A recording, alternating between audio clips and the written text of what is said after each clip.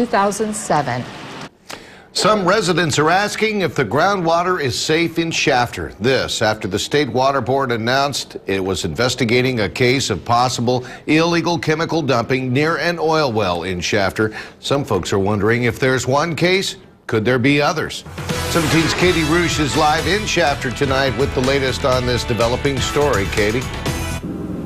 Jim, the well being investigated is the one right behind me. It's owned by Vintage Production Company, and with dozens of wells owned by the same company, very similar wells in the area, residents fear they've become a toxic dump site.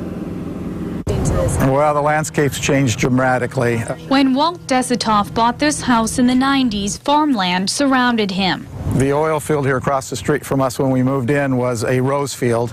But over the last couple of years, dozens of wells have popped up around him. Within a year and a half, I think they put in about 40 new wells. Today, another was being drilled. We don't really know when or where they're going to come next. We just are at their mercy on that. According to frackfocus.org, these wells are deep, 9,000 feet below the surface and horizontally drilled, extracting oil sometimes miles from the well site. We have them running right under us right now that are coming from the north. There's some right over here from across the street. Desitoff owns the mineral rights to his land and collects checks from a well a mile from his house. They're taking the crude out from under me, whether I get paid for it or not. Instead of foregoing all the proceeds to the oil company, I'm trying to get what's rightfully mine. But Desitoff would trade the money to get rid of the wells any day because he's concerned about this: black and white liquid wastewater discharge poured into the ground. This video from a well near Shafter is what the Regional Water Quality Control Board is concerned about. As we saw an operation that we believe may pose a threat to water quality, we want to receive technical information so that we can evaluate that. I think that's happened at every single well. The discharge is a byproduct of fracking. That's when oil companies pump water and chemicals into a well to break apart the ground to allow oil to flow.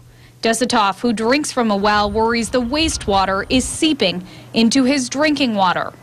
They've always told us that there wasn't anything to be of concern with what was going in that, and that they put some sort of a neutralizing compound in there to take care of that, but it's not very comforting. John Tate, who lives a mile from the well under investigation, is also alarmed. It is concerning.